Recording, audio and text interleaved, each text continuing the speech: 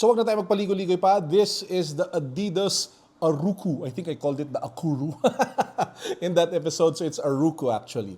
Now, Aruku in Japanese, it means I think to walk.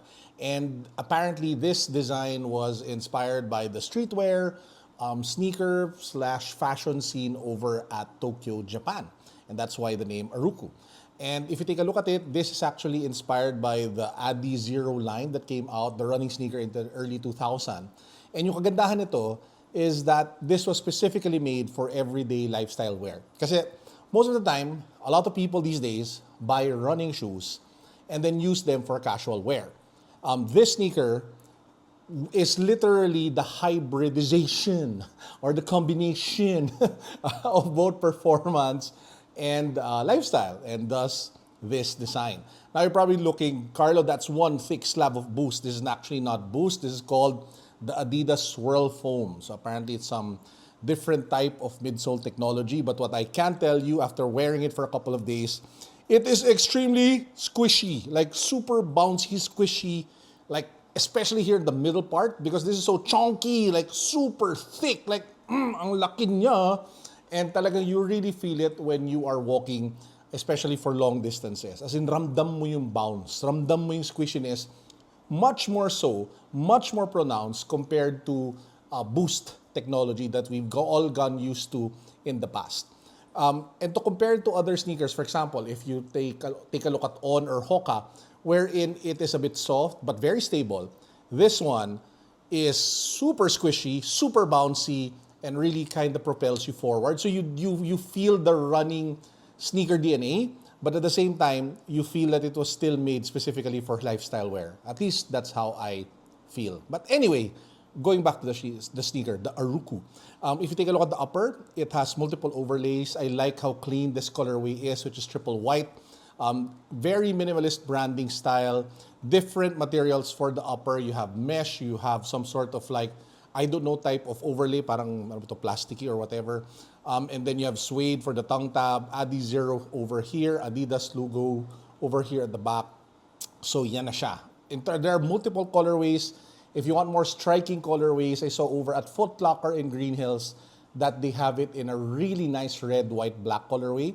But ako super fan lang talaga ako ng mga clean colorways like this one. I think it is available if you want to shop online on Shopee. So I will link somewhere here. There's a product tab. There's also in the description box.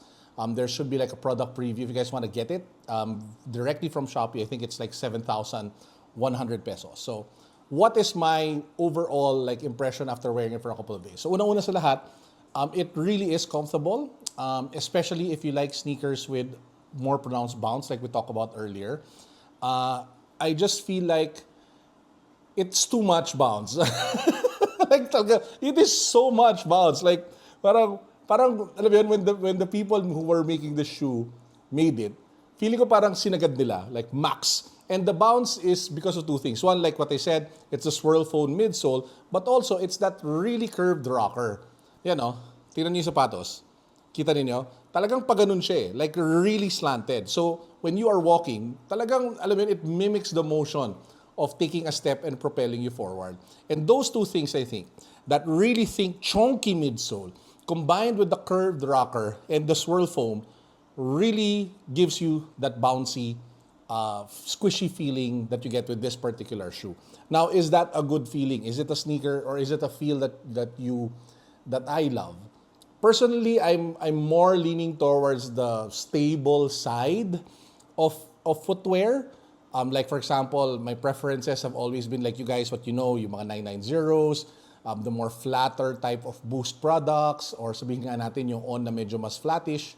So, or mas stable, I'm much more a fan of that one. However, big but, the novel feeling of this is growing on me. I think over time, this is the type of sneaker that you will appreciate more as you wear it. And baka the bounce becomes more natural when you break it in.